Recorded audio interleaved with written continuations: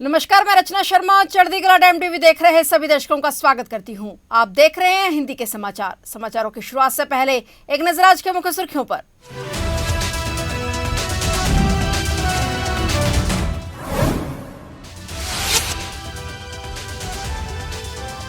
लश्कर तैयबा जैश ए मोहम्मद के अड्डे नेस्तनाबूद। पाकिस्तानियों ने लाइव देखी भारत की एयर स्ट्राइक। भारत ने लिया पहलगाम हमले का बदला।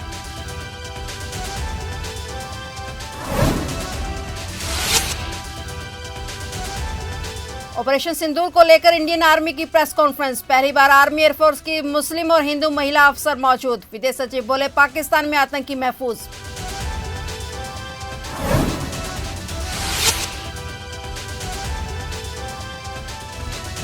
पाक सेना की गोलीबारी में पुंछ में कई नागरिकों की मौत। कई नागरिक हुए घायल। जवानों ने दिया मुंह तोड़ जवाब।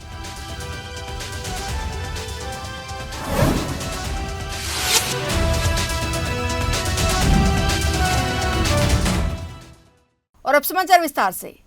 भारत ने आखिरकार उस दर्दनाक पहलगाम आतंकी हमले का जवाब कुछ इस अंदाज में दिया जिसे पाकिस्तान ने खुद अपनी आंखों से लाइव देखा। आज बुधवार तड़के भारतीय सेना ने ऑपरेशन सिंदूर के तहत पाकिस्तान और पाकिस्तान अधिकृत कश्मीर के अंदर गहराई तक घुसकर आतंकी अड्डों का प्रकार कहर बरसाया और इस टीक और योजनाबद्ध हमले में लश्कर तैयबा और जैश ए मोहम्मद जैसे आतंकी संगठनों के प्रमुख ठिकानों को पूरी तरह से तबाह कर दिया गया। हमले के बाद लाहौर एयरपोर्ट पर आपातकाल जैसी स्थिति बन गई। पूरे शहर में अफरा तफरी मच गई। नागरिक दहशत में अपने घरों में दुबकने को मजबूर हो गए।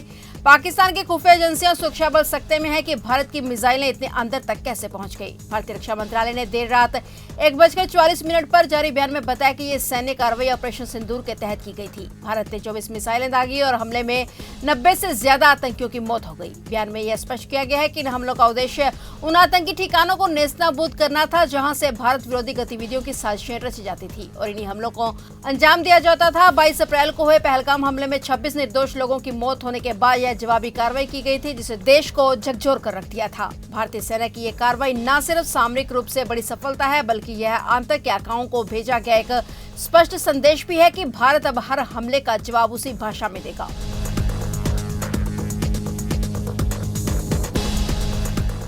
भारतीय सेना ने बुधवार 7 मई 2025 को पहलगाम में हुए आतंकी हमले का मुंह तोड़ जवाब देते हुए पाकिस्तान में मौजूद आतंकी ठिकानों पर एयर स्ट्राइक कर उन्हें नेस्तनाबूद कर दिया है। इस ऑपरेशन की जानकारी विदेश सचिव विक्रम मिस्री ने दी। उन्होंने बताया कि इस हमले की जिम्मेदारी द रेजिडेंट फ्रंट ने ली है। हमलावरों की पहचान कर ली गई है और खुफिया एजेंसियों ने हमले से जुड़े सभी आवश्यक सुराग और जानकारी इकट्ठी कर ली है। विदेश सचिव ने यह भी स्पष्ट किया कि इस हमले के तार सीधे तौर पर पाकिस्तान से जुड़े हुए हैं। उन्होंने कहा कि पाकिस्तान लंबे समय से आतंकवादियों को पनाह देने वाला देश बन गया है और अब उसकी यह भूमिका पूरी दुनिया के सामने उजागर हो चुकी है। देश के इतिहास में पहली बार सेना की प्रेस कॉन्फ्रेंस में एयरफोर्स और आर्मी से एक मुस्लिम और एक हिंदू महिला अफसर मौजूद रही। आर्मी की कर्नल सोफिया कुरैशी और एयरफोर्स से विंग कमांडर व्योमिका सिंह ने ऑपरेशन के बारे में जानकारी दी। कर्नल सोफिया कुरैशी ने और विंग कमांडर व्योमिका सिंह ने पाकिस्तान अधिकृत कश्मीर में आतंकी ठिकानों पर कार्रवाई की पूरी जानकारी दी। उन्होंने बताया कि हमने पाकिस्तानी सेना और आम लोगों को निशाना नहीं बनाया। ऑपरेशन सिंदूर देर रात 1:05 से 1:30 तक चलाया गया। 1971 में पाकिस्तान पर हमले के बाद यह पहली बार है जब तीनों सेनाओं ने एक बार फिर 54 साल बाद आतंकी ठिकानों पर संयुक्त रूप से कार्रवाई की है। इसमें आर्मी, नेवी और एयरफोर्स शामिल हुए।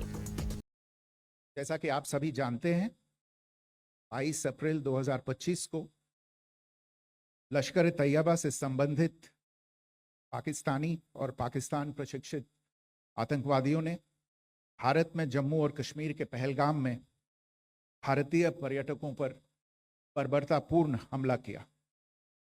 25 भारतीयों और एक नेपाली नागरिक को कायरतापूर्ण मौत के घाट उतार दिया गया। मुंबई के 26 नवंबर 2008 के हमलों के बाद यह भारत में हुई किसी आतंकवादी हमले में मारे गए आम नागरिकों की संख्या की दृष्टि से सबसे गंभीर घटना है। पहलगाम का हमला अत्यधिक बर्बरतापूर्ण था, जिसमें वहां मौजूद लोगों को करीब से और उनके परिवारों के सामने सिर पर गोली मारी गई। हत्या के इस तरीके से परिवार के सदस्यों को जानबूझकर आघात पहुंचाया गया। साथ ही उन्हें यह नसीहत भी दी गई कि वे वापस जाकर इस संदेश को पहुंचा दें। यह हमला स्पष्ट रूप से जम्मू और कश्मीर में बहाल हो रही सामान्य स्थिति को बाधित करने के उद्देश्य से किया गया था। चूंकि पर्यटन फिर से अर्थव्यवस्था का मुख्य आधार बन रहा था, इस हमले का मुख्य उद्देश्य इसे प्रतिकूल रूप से प्रभावित करना था। पिछले वर्ष आप सभी जानते हैं 2.25 करोड़ से अधिक पर्यटक कश्मीर आए थे। इस हमले का मुख्य उद्देश्य इसलिए संभवतः यह था कि इस संघ राज्य क्षेत्र में विकास और प्रगति को नुकसान पहुंचाकर इसे पिछड़ा बनाए रखा जाए और पाकिस्तान से लगातार होने वाले सीमा पार आतंकवाद के लिए उपजाऊ जमीन बनाने में सहायता की जाए। हमले का यह तरीका जम्मू और कश्मीर और शेष राष्ट्र दोनों में सांप्रदायिक दंगे भड़काने के उद्देश्य से भी प्रेरित था। इसका श्रेय सरकार और भारत के सभी नागरिकों को दिया जाना चाहिए कि इन प्रयासों को विफल कर दिया गया। एक समूह ने खुद को रेजिस्टेंस फ्रंट TRF कहते हुए इस हमले की जिम्मेदारी ली है। यह समूह संयुक्त राष्ट्र द्वारा प्रतिबंधित पाकिस्तानी आतंकवादी समूह लश्कर तैयबा से जुड़ा हुआ है। ये उल्लेखनीय है कि भारत ने मई और नवंबर 2024 में संयुक्त राष्ट्र की 1267 कमेटी की सैंक्शंस मॉनिटरिंग टीम को अर्धवार्षिक रिपोर्ट प्रस्तुत की थी, जिसमें TRF के बारे में साफ इनपुट दिए गए थे। इससे पाकिस्तान स्थित आतंकवादी समूहों के लिए कवर के रूप में TRF की भूमिका सामने आई थी। इससे पहले भी दिसंबर 2023 में भारत ने इस टीम को लश्कर तैयबा और जैश ए मोहम्मद के बारे में सूचित किया था, जो TRF जैसे छोटे आतंकवादी समूहों के माध्यम से अपनी गतिविधियों को संचालित कर रहे हैं। इस संबंध में 25 अप्रैल को UN सिक्योरिटी काउंसिल प्रेस वक्तव्य में TRF के संदर्भ को हटाने के लिए पाकिस्तान के दबाव पर भी ध्यान दिया जाना चाहिए।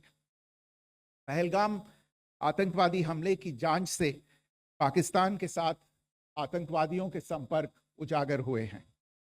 रेजिस्टेंस फ्रंट द्वारा किए गए दावे और लश्कर तैयबा से ज्ञात सोशल मीडिया हैंडल द्वारा इसको रीपोस्ट किया जाना इसकी पुष्टि करता है। चश्मदीद गवाहों और विभिन्न जांच एजेंसियों को उपलब्ध अन्य सूचनाओं के आधार पर हमलावरों की पहचान भी हुई है।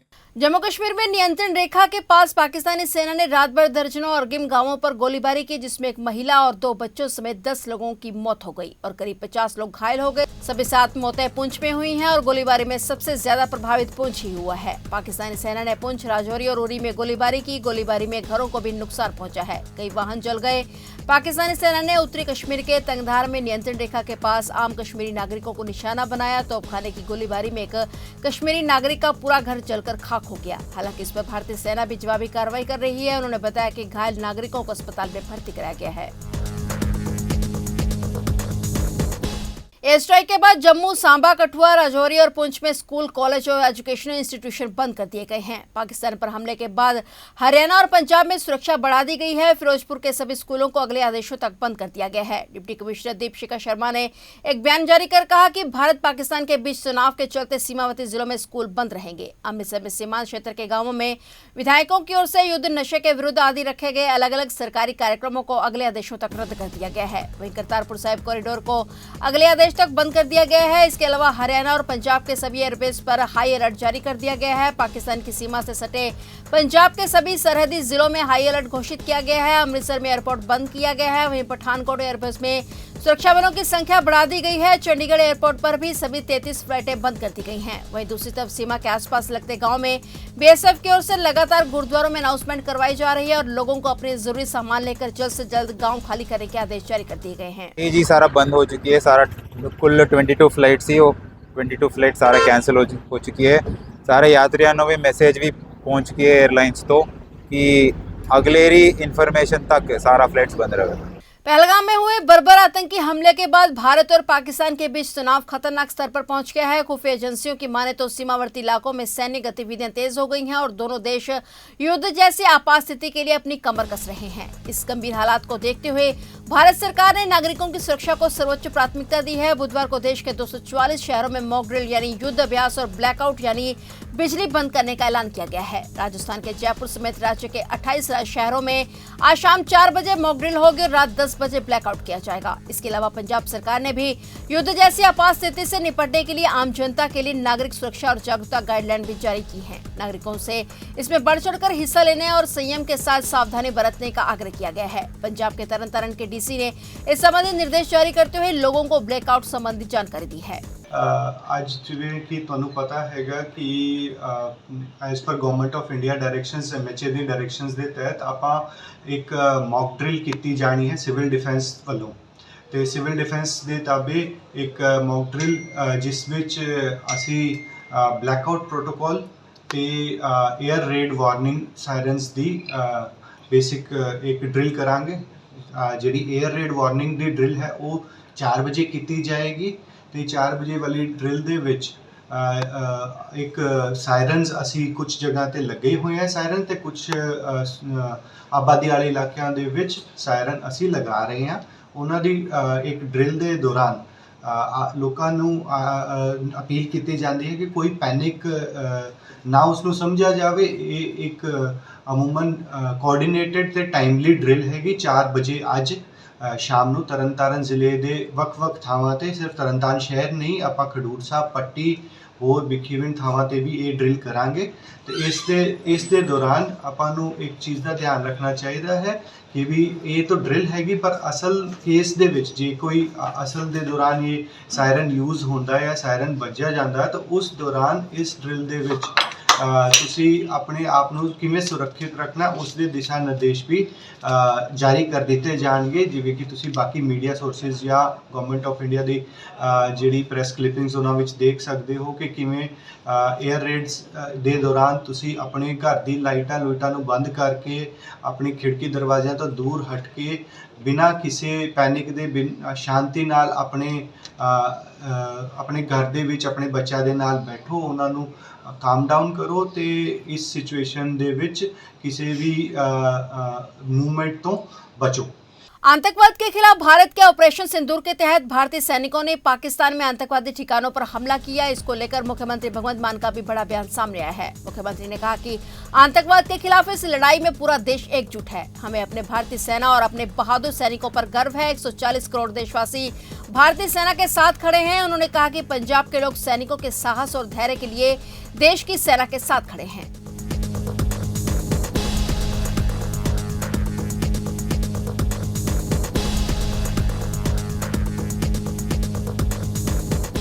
छत्तीसगढ़ तेलंगाना बॉर्डर पर स्थित कर्रेगुट्टा की पहाड़ी के पास सुरक्षा बल और नक्सलियों के बीच मुठभेड़ जारी है। इस मुठभेड़ में 18 से ज्यादा नक्सलियों के मारे जाने की खबर है। सुरक्षा बलों द्वारा बड़े स्तर पर नक्सल विरोधी ऑपरेशन चलाया जा रहा है। यह ऑपरेशन पिछले 15 दिनों से लगातार चलाया जा रहा है। 16वें दिन सुरक्षा बलों को यह बड़ी सफलता मिली है। मारे गए नक्सलियों के पास से हथियार और विस्फोटक सामग्री भी बरामद की गई है। सूत्रों की माने तो इस क्षेत्र में कुछ शीर्षनीय नक्सली नेताओं और बटालियन नंबर 1 की मौजूदगी की खुफिया सूचना मिली थी, जिसके आधार पर ऑपरेशन को तेज किया गया। संभावना जताई जा रही है कि मारे गए नक्सलियों की संख्या अभी और बढ़ सकती है, क्योंकि कई अन्य ठिकानों पर भी सुरक्षा बलों की कार्रवाई जारी है।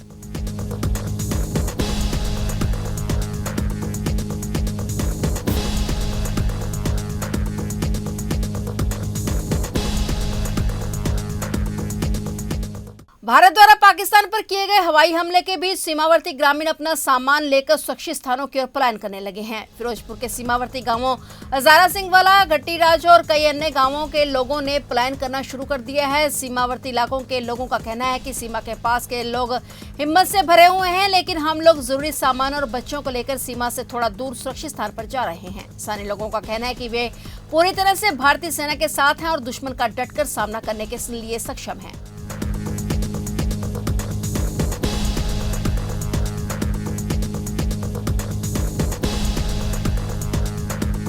हजारे पिंड तो आ जी असी ਤੇ ਮਾਹੌਲ ਥੋੜਾ ਗਰਮ ਲੱਗਿਆ ਸੀ। ਮੇਨ ਸਮਾਨ ਕੱਢਦੇ ਪਿਆ ਦਾ, ਹੋਰ ਕੋਈ ਜ਼ਿਆਦਾ ਨਹੀਂ ਸਮਾਨ ਕੱਢਦੇ। ਬਾਕੀ ਹੌਸਲੇ 'ਚ ਤਿਆਰੀਆਂ ਕਰ ਰਹੇ ਹੋ ਬਸ? ਬਾਕੀ ਹਾਂਜੀ ਆਪਦਾ ਸਮਾਨ ਕੱਢੀ ਜਾਂਦੇ ਆ, ਹੋਰ ਤਾਂ ਜੇ ਪਤਾ ਨਹੀਂ ਕੀ ਬਣਨਾ ਹੈ, ਲੱਗੇ ਜਾਂ ਨਾ ਲੱਗੇ, ਬਸ ਸਮਾਨ ਜ਼ਰੂਰੀ ਆ, ਅਸੀਂ ਕੱਢਦੇ ਪਿਆ ਜੀ। ਕੀ ਨਾਮ ਹੈ ਤੁਹਾਡਾ, ਕਿਹੜੇ ਪਿੰਡ ਤੋਂ ਆਏ ਹੋ? ਕੁਲਵਿੰਦਰ ਸਿੰਘ ਹਜ਼ਾਰੇ ਦਾ ਜੀ। ਮਗਰ ਕਿੰਨੇ ਕੁ ਲੋਕ ਸਮਾਨ ਕੱਢੀ ਜਾਂਦੇ, ਤਕਰੀਬਨ ਬਹੁਤ ਜ਼ਿਆਦਾ ਕੱਢੀ ਜਾਂਦੇ ਲੋਕ ਬਾਹਰ। ਮਿਹਨਤ ਹੈ ਵੀ ਸੁਰੱਖਿਆ ਸਮਾਨ ਜਿਹੜਾ ਬੱਚਿਆਂ ਨੂੰ ਬਾਹਰ ਕੱਢਣਾ ਤੇ ਉਹਦੇ ਬੱਚਿਆਂ ਨੂੰ ਤਾਂ ਜ਼ਰੂਰੀ ਹੈ ਜੀ। ਅੱਗੇ ਬਾਕੀ ਸਮਾਨ ਤਾਂ ਚਲੋ ਬਣ ਜਾਊਗਾ, ਬੱਚਿਆਂ ਦਾ ਫਿਰ ਔਖਾ ਹੋ ਜਾਣਾ, ਫਿਰ ਬੱਚਿਆਂ ਦਾ ਜ਼ਰੂਰੀ ਹੈ ਨਾ ਫਿਰ ਸਾਰਾ। ਕਿੰਨੇ ਕੁ ਲੋਕ ਤੁਹਾਡੇ ਹੁਣ ਤੱਕ ਨਿਕਲ ਗਏ ਅੱਗੋਂ? ਬਹੁਤ ਨਿਕਲ ਗਿਆ ਜੀ ਅਜੇ ਨਿਕਲੀ ਜਾਂਦੇ ਆ, ਹੋਰ ਅੱਗੇ ਗੱਟੀਆਂ ਦਾ ਰਾਜੋ ਗੱਟੀ ਸਾਰੇ ਤੁਹਾਨੂੰ ਜਗ੍ਹਾ ਕਿੰਨੇ ਕੁ ਵਜੇ ਪਤਾ ਲੱਗਿਆ ਵੀ ਪਾਕ ਉਧਰ? ਸਾਨੂੰ ਤਾਂ ਸਵੇਰੇ ਪਤਾ ਲੱਗਿਆ ਅੱਜ ਜੀ, ਕਹਿੰਦੇ ਸੀ ਵੀ ਸਮਾਨ ਰੱਖੋ ਤੇ ਹਾਂਜੀ। ਹੋਰ ਕਿੰਨੇ ਕੁ ਤੁਹਾਡੇ ਕੋਲ ਅਨਾਉਂਸਮੈਂਟ ਵੀ ਹੋਈ ਆ? ਨਹੀਂ ਲੌਸਮੈਂਟ ਕਿਤੇ ਨਹੀਂ ਹੋਈ, ਕੁਛ ਨਹੀਂ ਹੋਇਆ, ਲੌਸਮੈਂਟ ਕੋਈ ਨਹੀਂ ਹੋਈ, ਆਪੋ ਦੀ ਮਰਜ਼ੀ ਨਾਲ ਲੋਕ ਕੱਢੀ ਜਾਂਦੇ ਸਮਾਨ ਵੀ, ਮਤਲਬ ਜੇ लॉसमेंट नहीं हुई हजारे पिंड दे लॉसमेंट कोई नहीं हुई। जालंधर के प्रताप बाग के पास धमाका होने से अफरा तफरी मच गई। दरअसल खाना बनाते समय एक घर में सिलेंडर फट गया। गनीमत रही कि ब्लास्ट के समय घर का कोई सदस्य चूल्हे के पास नहीं खड़ा था। हालांकि हादसे के दौरान घर में महिलाएं और 2 बच्चे भी मौजूद थे, जिनका बाल बाल बचाव हो गया। घर के मालिक ने बताया कि उसकी मां चूल्हे पर खाना बना रही थी और इसी दौरान सिलेंडर में धमाका हो गया और देखते देखते आग लग गई। घर के सदस्यों और बच्चों ने बाहर भागकर अपनी जान बचाई। आस पड़ोस के लोगों ने दमकल विभाग को सूचना दी, जिसके बाद दमकल की गाड़ी और कर्मचारी मौके पर पहुंचे। दमकल विभाग की टीम ने काफी मशक्कत के बाद आग पर काबू पाया, लेकिन जब तक आग बुझती तब तक घर का सारा सामान जलकर खाक हो चुका था। यहाँ तक कि वॉशिंग मशीन, कूलर आदि बुरी तरह से जल गए। घर की इमारत को भी काफी नुकसान पहुंचा है। माना जा रहा है कि गैस रिसाव होने के कारण सिलेंडर में धमाका हुआ। मैं फैक्ट्री 'ਚ काम करता रहा ही, मैंने फ़ोन आया अचानक कि मैं आया तो पूरा ही अग लगी ही। अच्छा, मतलब कोई जानी मानी नुकसान तो नहीं हुआ? जानी मानी नुकसान तो यह है कि हम पता लगूगा जी की है की नहीं अंदर। नहीं कोई घर ਦਾ ਮੈਂਬਰ ਕੋਈ ਘਾਇਲ ਹੋਇਆ ਹੋਵੇ, ਕੋਈ ਕੁਝ ਹੋਇਆ ਹੋਵੇ? ਉਹਨਾਂ ਨੂੰ ਅੱਛਾ, ਸੇਫ ਹੈ ਸਾਰਾ? ਉਹਨਾਂ ਨੂੰ ਪ੍ਰੋਬਲਮ ਹੈਗੀ ਥੋੜੀ। ਅੱਛਾ, ਨਹੀਂ ਸਾਰੇ ਸੇਫ ਨੇ?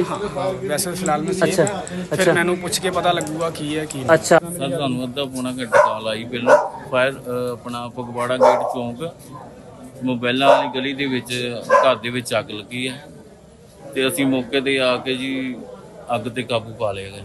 ਕੀ ਕਾਰਨ ਕਿਦਾਂ ਲੱਗੀ ਅੱਗ, ਪਤਾ ਲੱਗਾ ਕੁਝ?